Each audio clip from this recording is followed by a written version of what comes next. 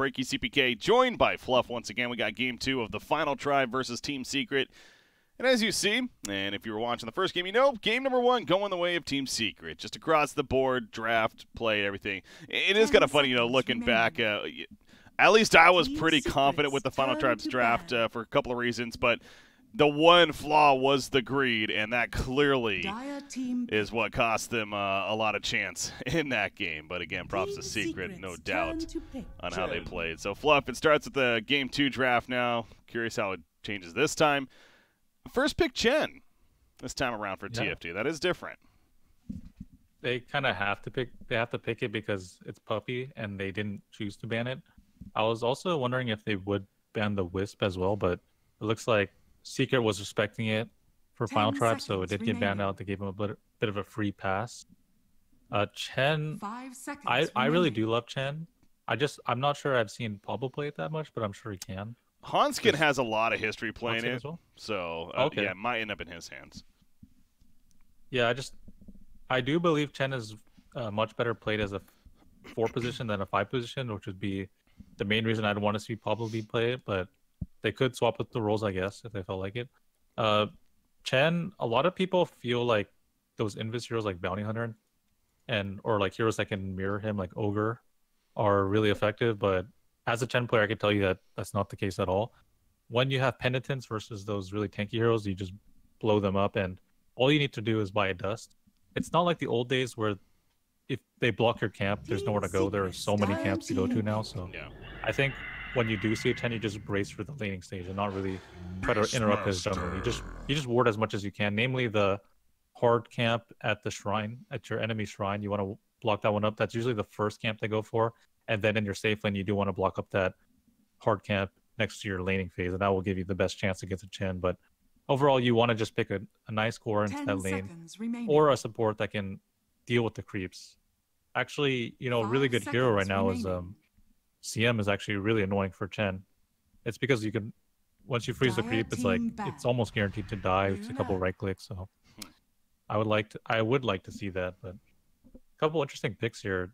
The Phoenix, Beastmaster. Beastmaster seems like he's been a staple for a lot of teams right now, and it's clearly just because he offers so much, and because the metagame revolves around such BKB-centric cores like the Luna, the Gyrocopter.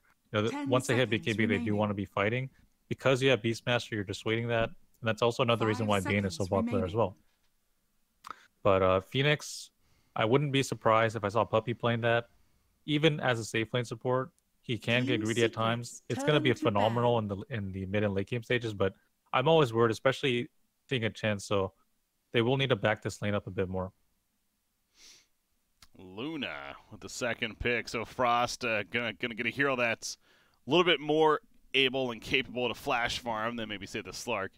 And of course, like the last game, so we'll see how that works out for him this time around. But again, making that a heavy priority, do it early on. But now Team Secret, knowing they're going up against the Luna, they can perhaps react around that. But yeah, excited to see the Phoenix and where that ends up. Definitely a versatile hero that could be in a couple of positions. Offlane and support will certainly come to mind. Secrets turn to ban. Even mid. Even mid, yeah. Even mid. Well, it looks like Final Tribe thought the worst they could play against was a Void and an Ember. Usually when you do ban heroes like this and you pick your core early, you're banning like things that you feel would be good against that core. So in this case, I think those are the best against Luna. But I feel like picking Luna this early, you are kind of offering yourself up to a couple different counters. Like, yes, you do ban those core matchups, but now there are a lot of different options, and even mid laners like Lina, for example, can blow up Luna at most stages of the game. I am very biased towards Lina, but I feel like a lot of teams should be prioritizing that hero. It has so many good matchups in mid lane and in the game overall, and how it's played. So, but I know Final Tribe's probably the most likely to pick it because we've seen their games in EU, but we'll see. 5 seconds remaining. Secret now setting up that third pick. You know, a hero that's some decent synergy with the Phoenix. I mean, obviously the Faceless Void ban and the Chronosphere would make sense, but Treant Protector. I'm not saying he's the most strongest hero right now, but great setup with that route, of course. And wasn't there somebody was trying it yesterday in the later games? I'm blanking on who it was, but it didn't go as well as maybe you would hope for on paper at least, but the idea is still there, right? So is that something that could happen, you think, or is it just he's not a good hero right now? No, Tree's definitely very viable. He bullies so many offlaners by himself, but another Venge. Venge is really, really good against Luna for the same reason it's good against Medusa, and I guess every hero really. You just swap Luna in, and she's so vulnerable, even more so than Medusa because she doesn't have mana shield. It's very easy to bring her down. It's also really scary for Luna as well because she has to deal with Roar, and that really dissuades the BKB, and then even the Supernova on top. Once the egg drops, it will pierce BKB, so she has so many things to worry about at this point. The only good thing right now is that Venge is really quite weak against Chen. Phoenix quite weak against Chen, so the core is really going to need to make up for that. So they do pick up PL. PL is very elusive. I wouldn't say that PL is necessarily great against Chen in the laning phase. It will be really good later on. It's very hard to deal with, but so far this Chen has a lot going for him. Leshrac. Yeah, immediate Leshrac response probably because of the PL, if anything, too. Yeah, it's definitely good, but it's kind of the same problem I had with them in the last game where their disables are very light, and setting up a kill on the PL requires him to be disabled, so the split earth will come out. Like, even if he does Yules, there's a chance that Doppelwalk will disjoint that split earth, and hitting a Fire Blast on the PL is very difficult, especially as the game goes on. Maybe in the early phase it will be possible, but once the mana drain from the Diffusal Blade comes out and the illusions are running at the Ogre, a lot of times he does just run out of mana before he can simply cast Fire Blast. That's going to be a problem. They're going to need more lockdown. Dire team ban. So I was thinking, offlane heroes. One that, again, we don't really see right now too much, but the Timber Saw, maybe, against the PL, but that doesn't really help the lockdown that you're talking about. Yeah, it's... A lot of people believe Timber is very good against PL, and I would say that's 50-50. It really depends on where the momentum goes, because even the later it goes, the Diffusal Blade is not insignificant against Timber, even with Bloodstone. If you do lock him down for any number of seconds, the more mana you burn, the less that he can do, and then after he has no mana, he cannot actually escape or do damage, and then he becomes kind of useless. So yeah, it will bully him in the laning phase, but they're going to need to take a lot of momentum off of that if they want that to be viable. I think what's more likely would be something like Jonas is known for his Legion Commander. It will have a very free lane into the PL at the Venge. It's not, they don't have much to stop him from just taking free CS and levels, and it provides really good lockdown and catch for the PL, which is something that they're really going to need. And I'm actually surprised that Secret didn't actually ban that, but they felt that the Axe was worse, which is definitely another option. Yeah, so LC, maybe the Underlord. Oh, God. Wow, okay. Yeah, I don't like... So yeah, a lot of people say that DK is really good against PL, and it's because, yeah, you can Soul Ring and you can Magic Stick, and that will give you enough burst mana to actually cast the Dragon Tail out. And they do believe that the splash of the dragon is quite effective at identifying and clearing the illusions. But I still do think that it's not the strongest pick, and once he does get singled out and the mana burn does come through, and the purge just kind of makes DK, I don't know, a little insignificant. I'm interested to see if they're going to put this Leshrac in the offlane or if they're going to put DK in the offlane. Either is viable, but I would say for the DK to actually have a good impact in this game, you definitely would want to put him into the mid lane.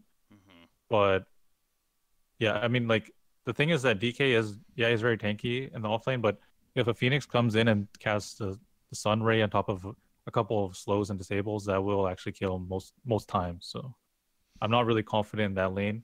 I think another possibility is that TFT will potentially try aggro trialing with this Chen. I think if they just had Chen plus Leshrac or Chen plus DK in the offlane, that's not really the best way to abuse Chen, in my opinion. Oh, that Invoker. You know, Fluff, I was sitting here and I was like, how cool would it be to have a mid-1 Invoker? I promise you I was thinking that. Nice. And we get a mid-1 Invoker. I love it. I'm not, but the other part of me is like, I don't know why. I just personally like seeing this hero. I mean, it's always fun to see, in my opinion. I play a little bit myself, so. But yeah, why the Invoker though? It's what makes it good this game? Maybe you think is it decent against DK? Oh, it destroys DK just because before BKB, there's so many ways to cut him out. Even when BKB does fade, it's very easy to control him with the Ice Wall, but it's very, very annoying for the Chen. I'm curious to see if he goes for Quaswex or Extort. Personally, I generally prefer Extort, but I know that a couple of high 10 MMR seconds players in EU, remaining. including Topsun, have been experimenting with the 5 Quaswex seconds remaining. Spirit Vessel. and Spirit Vessel. Yes, it can be effective, but it does fall off. But it's pretty much Chen's worst nightmare in a lot of cases. He Midas is one of your creeps. There's so much crowd control. You pretty much expect all of them to just die in every single fight, have no impact whatsoever. And if stuns do come out and Sunstrike comes on top, it's very free kills on the Chen. So I'd be very worried for him. So let's say Jonas is playing the Leshrac. I do like this a lot better than the DK in the off lane. But again, a Leshrac in a Chen is not the strongest lane. Generally with Chen, you want to pair him with something a little more aggressive. Like heroes like Sand King and Legion. And I felt like Legion would have been probably the best pick in this game because I'm not sure if it was banned. I believe it wasn't. You can purge off the Beastmaster's Roar, which is always useful into Beastmaster. It's a very good matchup into PL in the lane and throughout the game, and pairing with the Chen, Prepare for battle. it can be quite strong once he does hit level 6. But that's neither here nor there. We do have a draft. I'm curious at how they're going to set up these lanes since it's going to be very important for TFT. He did go Exort, by the way, so we have that answer right off the bat. Getting those early Sunstrikes. Would have liked to see Quaswex, because I'm with you there. It's just kind of it's definitely more of a finesse play, especially in the earlier game where you get X where you just Sunstrike people and whatever. But no, it's Exort's understandable. Helps with that last hitting especially as well, of course, in the laning phase against the DK here.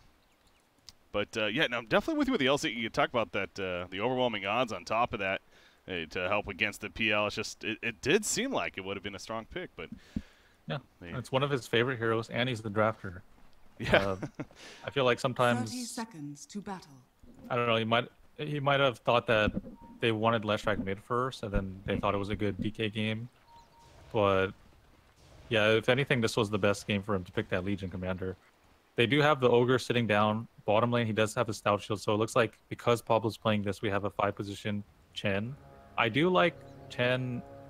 Chen can babysit the safe lane, but it's just not the best way to use it, in my opinion. He will zone pretty effectively. However, the Luna might have so much pressure that it wouldn't even matter, especially with these dual lane scenarios. Yeah. Those Fire Spirits just flying out, and both Hanskin and Frost have to keep running. Fata wants to keep chasing. He's got those Wild Axes. Not going to use them again, though. Luna would just hug the tower, but good bounty control coming out from Team Secret, of course. They did get that one, but yeah, Fata got that one, and they're going to get this one. So it will be that 2-2 split as the bottom, though, in favor of the final tribe. But our middle matchup, DK versus Invoker, you're stressing, seems like this is setting up to be mid one to have a pretty good time in that mid lane. And now Invoker at the same time could be susceptible to getting ganked. You do have that Chen, for example. Is that something you would expect to see from TFT earlier on to make those movements mid, or is that not going to be possible? Not really going to be possible. It's going to be they're going to be locked into dual lanes where Chen is going to feel like he must protect the Luna, which is definitely the case. And actually, DK is one of the better heroes into Quaswex, or to Exort Invoker. Sorry, it's easy for him to hit the Breathe Fire onto both the hero and the Forge Spirit, pretty much reducing all damage coming out. And Invoker with his low base damage, with the Breathe Fire, it's very hard to CS, and DK will farm just fine. But it is a DK after all. Invoker is going to be completely fine, and bottom lane is actually pretty good for Leshrac because Venge can't really contribute all too much, and Ogre's such a robust laner. It's going to be a pretty good lane for him, especially once he starts leveling up the Lightning Storm. It's going to be very annoying for the PL. There is kill potential if he does, play with low HP. So that's one thing going for them.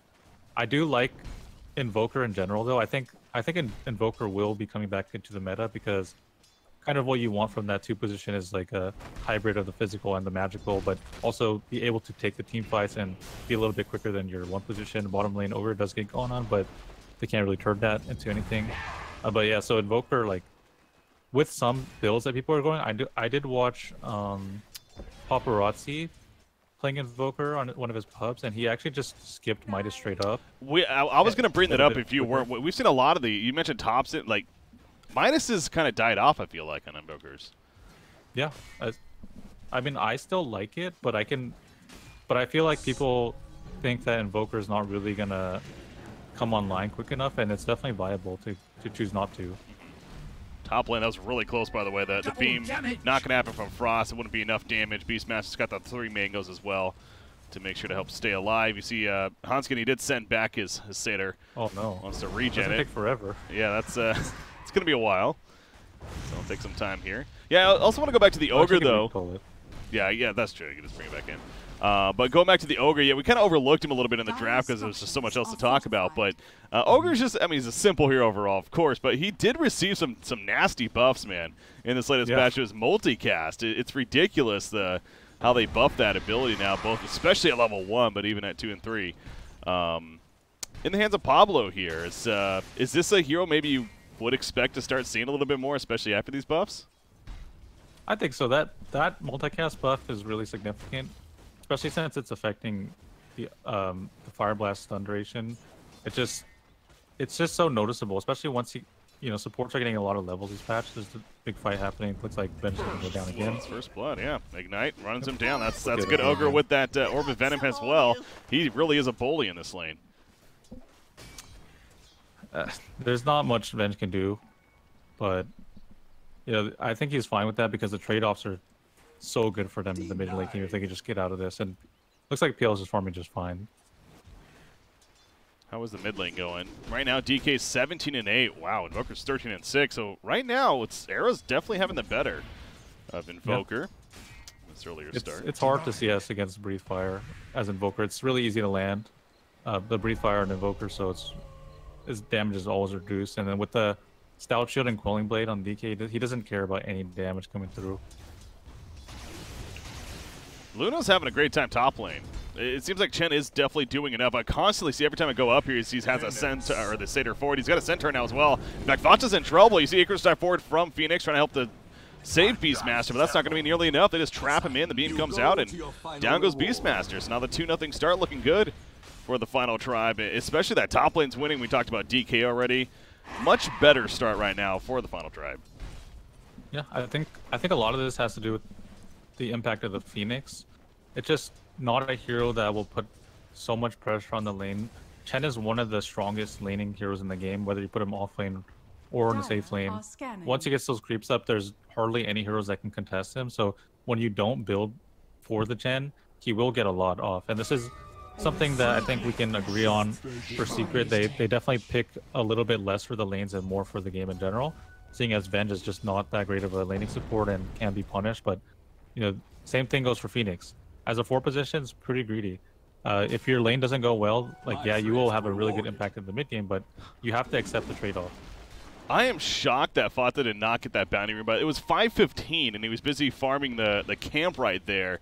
Hanska just walked right up and picked up the bounty. It's almost like he thought it was already taken at that point. So it's a little bit of a miscue from Beastmaster at the top lane. But yeah, you could argue right now all 3 lanes are actually being won by TFT, because even Leshrac at the bottom lane, he's 23 and 3 now. PL's 25 and 5 actually, so they've been bouncing back and forth. But again, it continues to be the case of the decent start. Now bottom lane Pablo, but this is a beefy support similar to an Undying. It's hard to kill. However, there is going to be enough. In fact, mid one will get credit with the Sunstrike Snipe in the end. So finally a kill on the board for Team Secret. However, mid one now in trouble. Dragontail comes out. Hanska with the flank. We talked about the possibility of this happening, and it's great exexecution from TFT. Ghostwalk. Oh, they don't have vision. He got the Ghostwalk off in time. Great invoke. No Hadouken. He's going to be fine. I thought that for sure was a kill. Cold snaps. He has support coming in. Puppy's roaming in. Double damage Beastmaster. There's a magic missile. I don't think they have enough damage, though. Yeah, that DK is hard to kill in the Ancient Dragon form. So instead, we'll just have 4 heroes here from Secret, not doing a whole lot. Well, what do we make of all that? This is looking really good for TFT. The Luna is going to have a really strong game. We know that when Frost does get that priority, he'll just take off. Something about the way that he farms. And as well as I've watched a couple of his replays just to see how he does get such good GPM. He's not even a greedy carry. He doesn't just farm alone. He actually goes to objectives. So I'll definitely imagine that he's going to go to some towers as this goes out of the laning phase. And but right now, yeah, he's actually looking really good. Top lane, they scan out Chen. So Chen was coming in, but Beastmaster, he had a very good idea that Hanskin was roaming in, or somebody. He sees that, but is going to still have that tower pushed in pretty heavily. Meanwhile, also, Phantom Lancer at the bottom lane is still by himself. You have Ogre and the Leshrac bullying him quite a bit. The Fire Blast comes out with the Ignite. Jonas going to land the Spirit. That might be a kill. Phantom Lancer goes down, actually. He did not have another Doppelganger. Again, they just keep running at him. Vengeful Spirit taking forever to get back to the safe lane. And so they take advantage of that big time. Oh, yeah. And the thing is that Leshrac just has such a good matchup in the PL. All the things that Leshrac offers counters PL in a way. He can clear out the illusions. He does have the hard lockdown to actually get the kills, and he's also ranged, so it's very hard to harass. And the funny thing is that if Chen was in bottom lane, this lane would look even worse than it already is, because this lane is just so weak. The PL and the Venge, and then, you know, with guaranteeing the Leshrac gets the levels, that's just the best part about it. So they should have control of the bottom for a long time. Uh-oh. Mid one. He's Radiant's might be in a top dangerous tower spot. is DK's under coming over with Leshrac. There's this splitter on top of the Fire Blast, the Dragon Tail as well, Radiant's and they top kill tower mid is one. falling. Great use of the Invis rune from Pablo.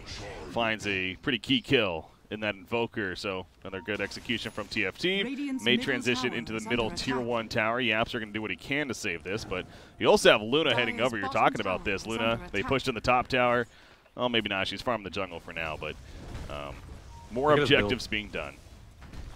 Luna went to 4 Moonglaves, 3 Lucent Beam, no Eclipse Radiant's build, so middle that means he tower just is wants to under farm. attack. Okay. Only the 1 point of that Lunar Blessing, but they do Dire's take out the bottom mid tower tower as is well. under attack. And more gold going the way as a team. Ace is trying to make up at the bottom lane, but you see Ace he only has a Ring of Acula right now. Doesn't even have boots currently picked up, so the struggle's real for him down there. Yeah, this is not the start that you want to have on PL. It's very important in this game that he gets the Diffusal Blade, because they do have a lot of ways if they get ahead. Let's see if they actually connect with the skill. Nope. Dragon Form runs out. But if DK hits level 11 and then Leshrac gets a couple of items, they will have no problem dealing with the PL. He needs to not only get the Diffusal Blade, but also start building towards his second item before he starts actually taking fights confidently. So right now, being Dire's behind top this tower is a is really under big opening attack. for TFT to just go to any tower they choose to. And they should be able to mow them down one by one and then threaten the Radiant's Roshan at bottom some point. tower is under attack. Jonas, Dire's top tower he's is leading the under way, pushing attack. this bottom tower now. The last tier 1 remaining on the side of Secret. Ogre applies Bloodlust to Luna. They're going to run at them. The splitter hits on Vengeful.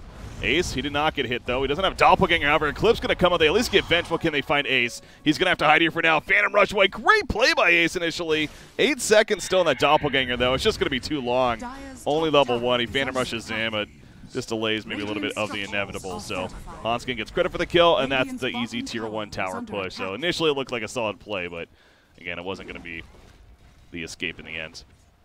Yeah, really, really good rotation from TFT. A lot of times I Dire's criticize top teams for tower not is being under attack. decisive and doing this correctly, but Dire's they did structures are everything fortified. right. They brought the 4 heroes in Radiant's E2 bottom with a tower smoke. It is was under surprising. attack. They dove the tower, so Dire's nothing, top tower no is under TPs would attack. stagger in, and they get the Radiant's tower. Now bottom they have tower full map has control for the fallen. Luna.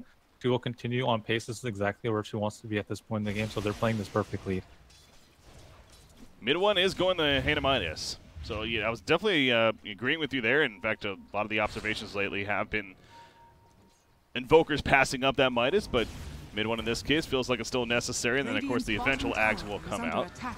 Dragonite, that's the Dire's wrong top one. tower He is tried to under guess, attack. and unfortunately it's the wrong one. The real one will be fine, but hey, they're going to transition into the bottom tier 2 tower. Ancient Dragon form active. This is 4 heroes here. Again, TFT, it's similar to what Radiant's Secret was doing structures last are game, right? Where it's like TFT's now, they're the one with the early Radiant's bottom tempo, tower and is they're under playing it like attack. they should be because of a Dire's little bit of greed on the structures side are of Secret with fortified. Invoker and Phantom Lancer. Definitely. There's something that I don't like about this. Well, there's one thing I like and one thing I don't like. Number one, I Dire's like top that they tower didn't has commit Luna fallen. to it. She's always farming. She's not losing GPM. No one was going to defend that tower. What I don't like is that when there are free towers being taken and they're clearly not going to defend, the supports need to move off map, like Dire's Pablo top tower and is Chen, under or attack. maybe DK. One of those heroes needs to just move into the fog so that Secret feels uneasy. But because they reveal all 4 of their heroes, they understand that they can trade evenly, and that's not exactly the situation you want to be in. When you have the advantage, you want to maintain that tower advantage.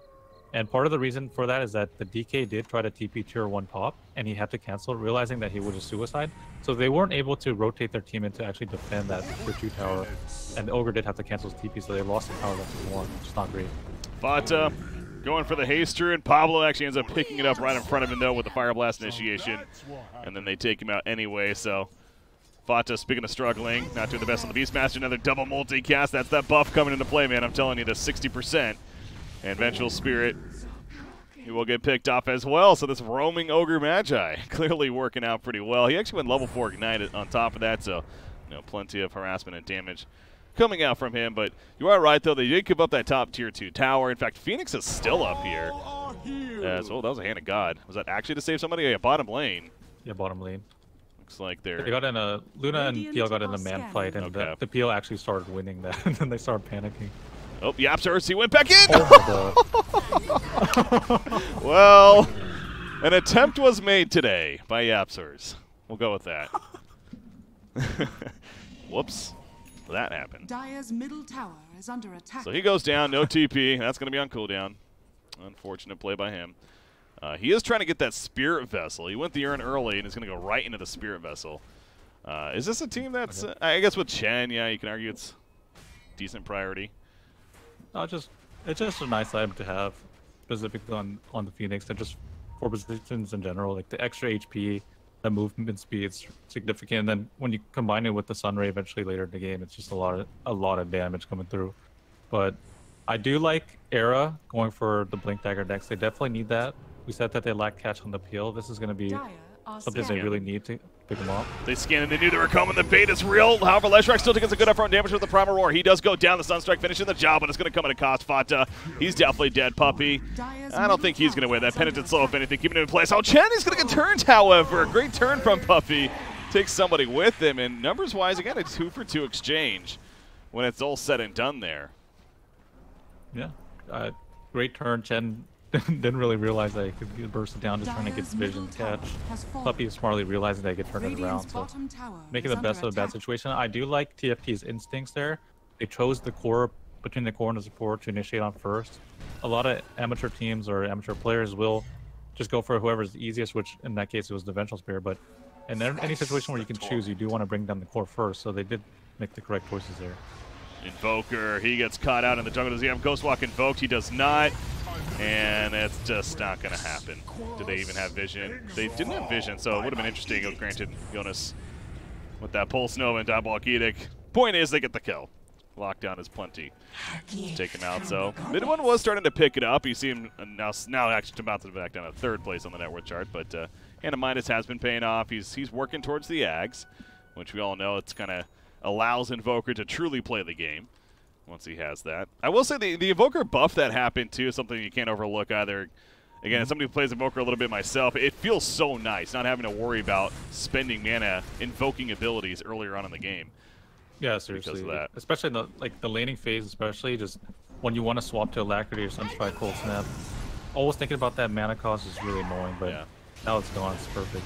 Oh, mid one, taking some good damage. Again, more reinforcements are here. Puppy's trying to chase after, but Pablo is not the target to go on off of the back lines. Era, he went in pretty deep, and now he's by himself. Sunray on top of him. Sunstrike as well. It's just going to miss, though. Hand of God even comes out. They pick up Puppy. Ace he seems confused. He's not sure who to go for. He wants to go for Jonas Defend now. He finds a low target. Might come at a cost to himself. They get the kill, Leshrac, but at what cost for Ace?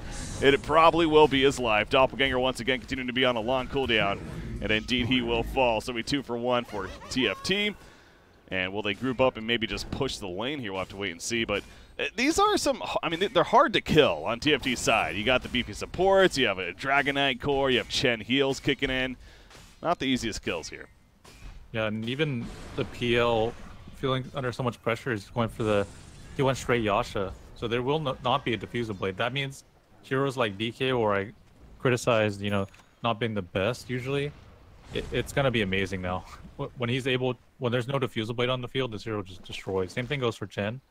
When Chen doesn't have to worry about that damage, even the Ogre Magi as well, because Ogre is just such a bad hero with no mana pool, and when you slow him down and overwhelm him, there's almost nothing to do. But now they're going to have a massive timing where they're not afraid whatsoever to take any fight. Yeah, this Ogre is decently farmed, too. He's level 11. He's in the middle of the pack as far as net worth goes. He has an Aether Lance. He's got a Blink Dagger, get up Casual Buckler as well. I love seeing items like that this early on in the game. And only 17 minutes in, why not? Get a Casual Buckler for the team. Take advantage of using Ogre. Well, it's Caster's Curse fluff. This happens. Start praising somebody, and Secret gets pissed off. So they find the kill. I would like to see TFT just continue to force more fights, especially when the BKB does come out on Luna. So that's probably what they're waiting for, wanting to play it safe, even though they did take that fight. It's a smart thing to do. Back off, guarantee that we do get this BKB timing because it's going to be incredible.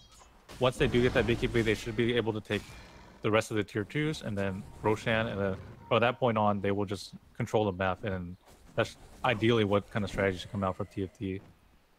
Yeah, Luna really has been quiet this game in a lot of ways, but 2-0-3, so obviously still been somewhat involved, but you're right, that BKB is just going to be an absolute game changer, it seems like. And you also mentioned Phantom Lancer. He went the Yasha first. 1,600 gold saved up now. You were talking about the Diffusal Blade earlier. I expect, back to top lane, by the way. Luna is being hunted this whole time by Vengeful. Invoker getting here, throws on the Meteor on top of the swap with the Cold Snap. But Frosty's a little beefier than maybe they hoped for. The one use on top of that, Frost will survive.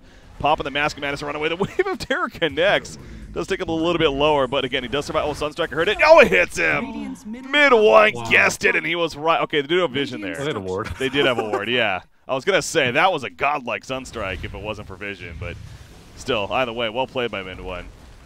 Obviously, Beastmaster picked off in the middle lane during that, and they're going to lose a tier 2 tower, but still.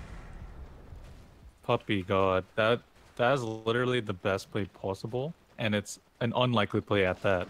Puppy ran top all by himself, set up on the Luna, and then just came in with the assist for mid-one. Like, if you're TFT, you can't be that inconsiderate for your Luna. Like, the fact that they were all obscured, like, I was looking exactly what they were doing. They were in the Radiant Jungle and Fog of War. Secret had no idea where they were. And generally, when you do leave that one person off, to farm the lanes, you want to be creating pressure somewhere else. Like, if they were showing in mid lane or bottom lane or having a fight somewhere, then that's where Luna can go and farm. So, in a way, it could be on Frost as well. But, generally, you don't want to be farming alone unless you know for sure where the opponent will be moving towards. Did the server get really laggy for you as well, by chance? Or was that just me? No. Okay, I just reconnect. Okay, it looks fine now. Yeah, I was dealing with a bit of lag there, but Roshan. They are doing Roshan. Yeah, just jumping back in. Alacrity applied to mid-one. However, they want to defend this on the side of the final trap. Of course, Roshan not dead just after they catch over here. It looks like Vengeful Spirit could be going to be activated. Frosty's running in. He wants that kill. Eclipse is already activated as well. They did pick up Beastmaster. The Age is going to be snatched up by Nox on top of that. And TFT definitely winning this by the Supernova. Not going to work. Tries to use it off to the side of the Roshan pit. Gets killed out pretty quickly. It seemed like Phantom Lancer also got out of that fight pretty quickly himself. And pretty much all Secret. They kind of just spread out. And the cores will survive, but they give up the Aegis on top of that. It was a little bit of a risky attempt. I think that goes without saying from Secret, and would have been nice if they got it, but they do not. Instead, Luna picks it up. And here we go, tier 3. Puppy gets picked off. Phantom Lancer's locked down. The multicast kicking in. Doppelganger at the last second. That will keep him alive, but watch the glaive start bouncing now, especially with that Bloodlust buff, man. These are easy rack skills here. Easy. Top tower I'd love to see Pablo use his buckler more. I've been watching that buckler for some reason. Never popped. Really? That's a good point, actually. He still hasn't used it right now as arrows being gone out. But there's a nice send back, and that'll keep him alive. You also see the Fiery Spirits doing a little bit of work there against Luna, especially that with that Bloodlust. The attack speed slow is nice, but still, damage done. Tier 3 top lane was killed off. I don't know if that just happened or that was earlier, but either way. Again, TFT feeling pretty good about the big picture there. 10,000 net worth lead now, and they still have the Aegis for quite a bit longer. Yeah, this is great. All they need to do is just find a pickoff on the top side, and that will be at least a buyback, if not a racks, depending on who they do bring down. And this is one of the saddest PLs I've ever seen. Yasha into BKB. That's not what you want to be doing almost ever on PL. Your damage output is next to none. You literally just run in the fight and cast Spirit Lance, and it's a rank 2 Spirit Lance, and that's it's just kind of. I feel like his game is over at this point, and unless they win a really big fight, there's no way that he's going to be doing any damage in these fights whatsoever. Yeah, Phantom Lancer is definitely very underwhelming. He's dealing with the Leshrac, he's dealing with the glaives bouncing around as well with all those illusions created. So, and not the easiest game for Ace, and It is a hard game to recover, it feels like. BKB just finished on Radiant's Dragonite top as tower well. is under attack. Delivered to him over Radiant's here. top There's the tower last Tier has 2 fallen. tower taken out in favor Dire's middle of the tower final is tribe. under They're not going to go attack. Tier 3 just yet up there. They're going to kind of regroup for the time being. Maybe there is still a shrine here.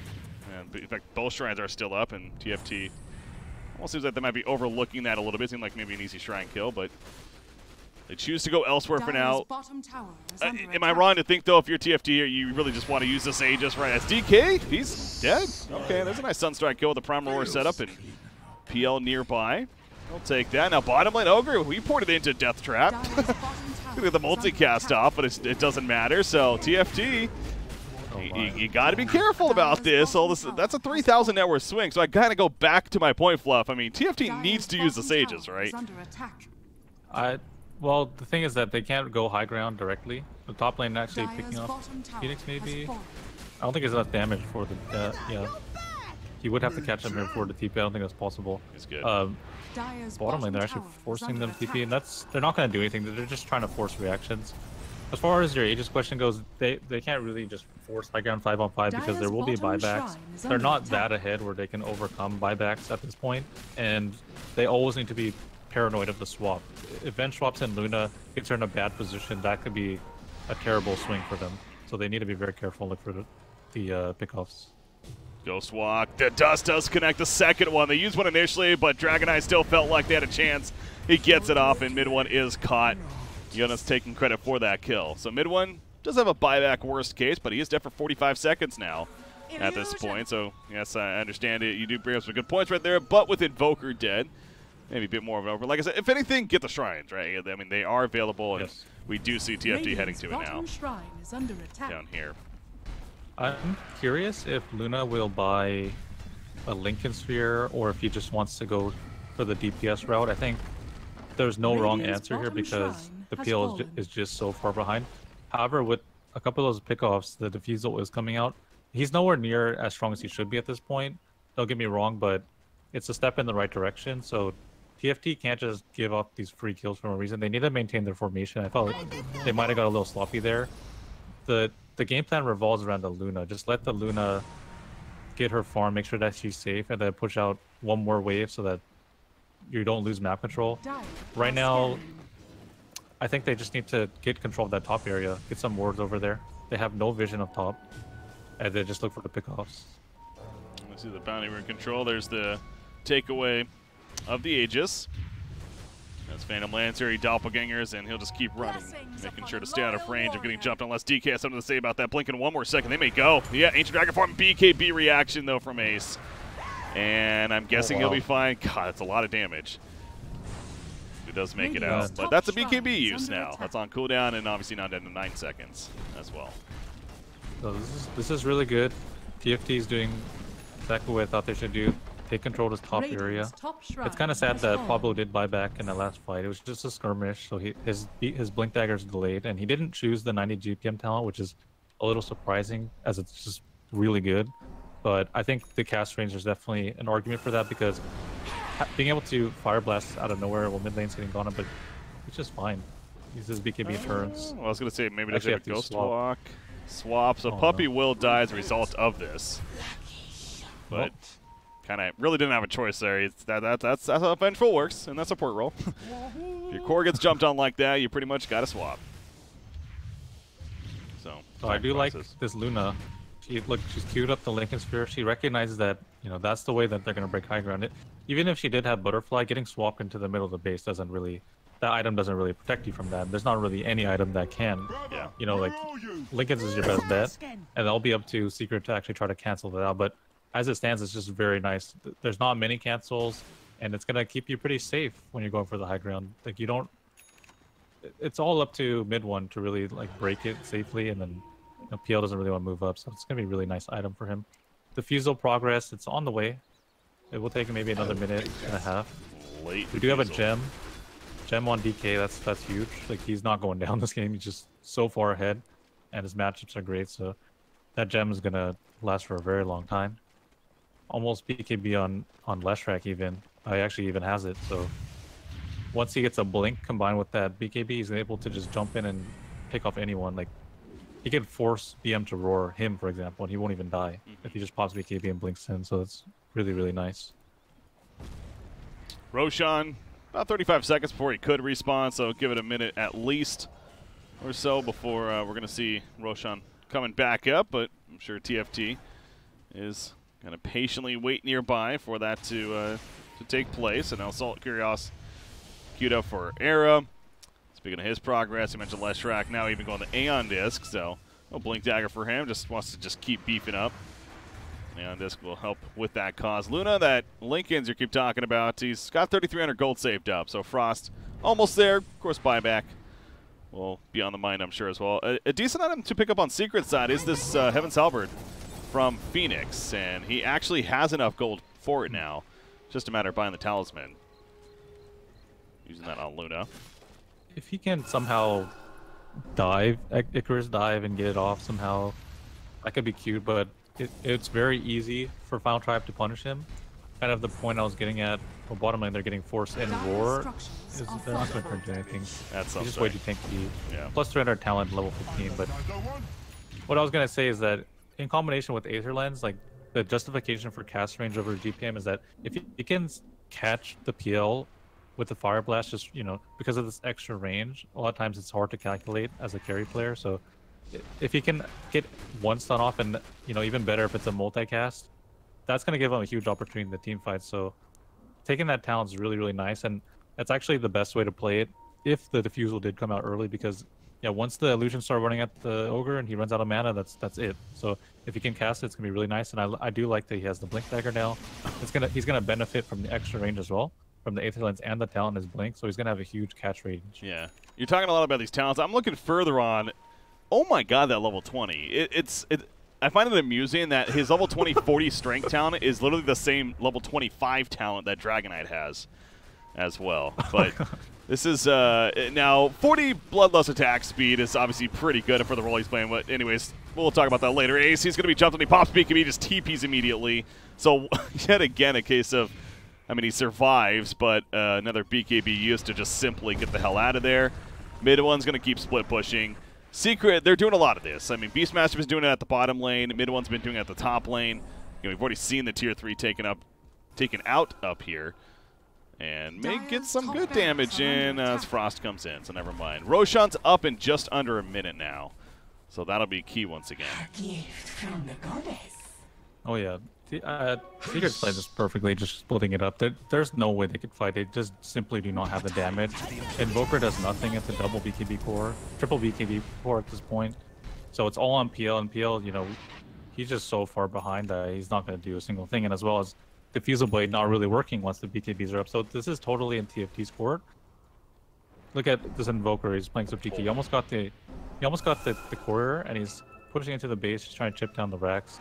Puts a lot of pressure on TFT, but the only reason why TFT's not pushing further is just they're pretty much waiting on Roshan. That's like their key into this game, and now that they have the Lincolns, they have everything they need. And there goes Beastmaster with the army. Phantom Lancer is just kind of sitting nearby, but PL just, at least he has his Diffusal now. He's down to 8 seconds on the BKB, but has some more damage threat and Manta style queued up. He's going to assist down here. Bottom. They actually going to go in. Dragonite just goes in first. He's like, come at us, bro. Beastmaster. He has his problem. He wants the tower kill. That's all he wants. He's going to sacrifice himself. He throws out the roar at the last second. But, that was a lost cause from the beginning, it felt like. Yeah, and actually, I even think that might have been calculated from Secret, where they wanted to drag them bottom lane so they could ninja Roshan. Puppey was waiting for it, and they were all in position to collapse. But the thing is that Hanskin had 2 siege creeps in the pit, so he scouted Puppey, so that play actually was in vain. And speaking of Roshan, it is up. TFT, they are going to spout that themselves, so it's a matter of can they get the position to do it now. You see the vision game, they do have one over here, and they're the Radiant Ancients, so they would have a decent idea. Sunstrike will scout it out for Secret. And Invoker does make it difficult. Tornadoes and EMPs, etc. In fact, there we go. Tornado, EMP. Pablo is going to take the cold snap as well. Luna figuring it's not going to work. She starts falling back for now. Pablo gets sent back by Chen. Who's up here? That's Leshrac. Leshrac's actually trying to survive. He gets sheeped up initially. Aeon Disc will be popped over. The meteor put down as well as that ice belt wall. And going to slow him down, but he pops the BKB. Phoenix just dies, attempting to supernova. That's not going to work, though. Jonas Fan will keep running away. It's a very scattered fight right now. Phoenix does buy back. Roshan still plenty of life to work with, though. Jonas Fan, he is in trouble. Puppy. Swap into the stun. Invoker nearby with that Alacrity. The cold snaps on top of it. Another Hex coming out. And yes, indeed, Jonas Fan will fall. But now Pablo taking out, throws up the multicast. Bloodlust on top of Dragon Knight. Gets tornadoed initially. But they're going to get the pick on Vengeful Spirit. Ace is just going to walk around like a chicken with his head cut off. BKB is not going to save him there. The Eclipse bouncing around, farming a little bit more for Frost. Another buyback coming in. This one from Vengeful. Very scattered fight, though. Dire's middle tower is under Yeah, attack. that Aeon Disc is really new on the Leshrac, so Secret had no idea that was coming. So Jonas felt really confident to just run in and blow the Aeon Disc and then hopefully buy enough time with Yules and BKB, and he did just that. The Phoenix thought a fight was going to happen. They brought him down. And, you know, that multicast, you called it, like, he multicasted twice on the PL. That set up enough opportunities for the Breeze Fire to just fly over the top of the cliff and just bring him down. So freaking Ogre's going crazy right now. Yeah, Blink Dagger Ogre. He's got the wealth. Sunstrike. Again, gonna scout a Roshan. So again, TFT gets it kind of low, but Secret is here to defend. PL's up in about 10 seconds. They're gonna catch Phoenix initially. You got Yules on top of the Fire Blast Tornado in him with the EMP. Chen will be caught by that. BKB activated for Frost, though. As they kill off Phoenix, he's dead for 60. He ain't buying back. Roshan probably going to go down this time in favor of TFT unless Vengeful can maybe make a play. Somehow swap. He's going to be stunned. Or no, he actually gets a stun off as Pablo jumps in. So Roshan will go down in the final trap's favor. Aegis picked up by Luna. Bottom lane, though, Jonas going at it with Fata. Fata's going to fall. The Sunstrike will completely miss. And Puppy also goes down. So again, the scattered fights continue. This time, though, TFT does come out on top. And this could be one of those, all right, we're going to push the base now and really even try to end this game. Oh yeah, there's so many heroes with no buybacks. Any 2 kills at this point is going to be the end of the game. There we go. Jump in, Era. Goes in on Invoker. He's in trouble. Invoker, I don't think he has a buyback. Ghostwalk's not going to save him. He's dead for 70 seconds. They go now for the Tier 3, and as mentioned, this could very likely be the beginning of the end now in favor of TFT and forcing a third and what would be a final game at this point. The multicast on PL, but again, they're really not even scared about PL. He's just so underfarmed this game. They're going to go to the top lane, just complete the mega creeps. And what do? Invoker's still dead for 50. He's your ultimate counter push. And he's not coming up anytime soon. So Secret maybe talking it over, if anything, but I wouldn't be surprised if this is the end. Fata, Promaror, just delay as much as you can. Necronomicon spawn, but Frosty just pops the BKB, goes for the racks. Fortification coming out as well. It's going to wear off any second, though. Lincoln's popped on Frost. Remember, he has an Aegis worst case. He just goes for the Eclipse. He's going to zone them out, if anything. Getting plenty of creep kills. Meanwhile, Ace, his BKB wears off. Jonas Fan using his. And the Mega Creeps have now officially spawned for TFT. So Secret may not be giving in just yet 100%, but TFT, they could just sit comfortably back now and win this game just over time. Yeah, this is not a lineup that can sustain through Mega Creeps. The PL is easily going to be abused. The Invoker is probably their best bet, but he does have cooldowns, namely the Meteor. Very large cooldown, so TFT, what they need to do is just finish up their last round of items and say, okay, we're ready. We bought up our next items like the Kuros on the DK, for example. We do have the Butterfly. We can go Satanic on Luna. And we don't even need to use the Aegis here. We will just go. And once we get a kill, they have no buyback. Some heroes, we will win the game. You see level 20 talents, core starting to kick in for TFT. In fact, their 3 cores all have that now. Dragon Knight actually choosing the Dragon Blood HP regen and armor.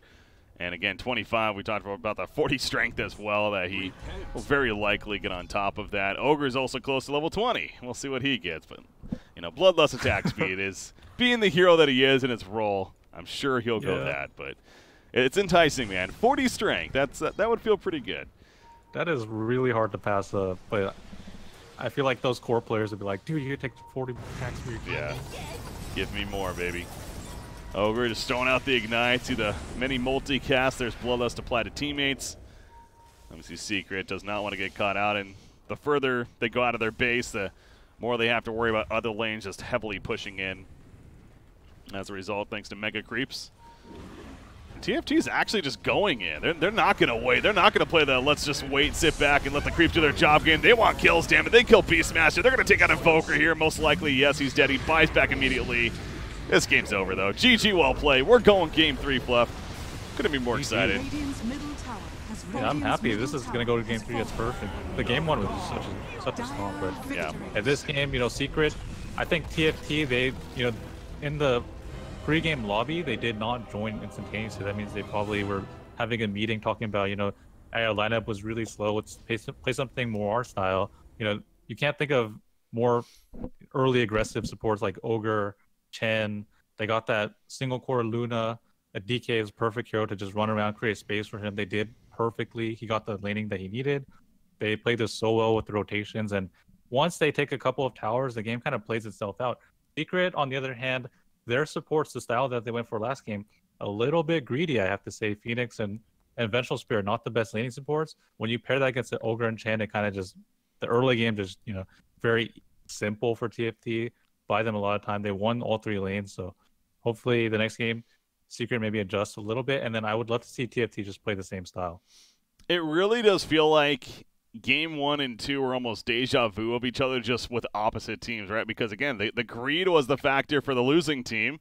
Final drive the first game, and how Secret the second game with their draft and how they played it, whereas they obviously, when it came to adjusting to that on the other side and picking more fast-paced and playing that way, we saw that from Secret in game 1, and then we saw that from TFT here in game number 2. So it's interesting how it's worked out that way. Obviously, game 3 will be the decider now.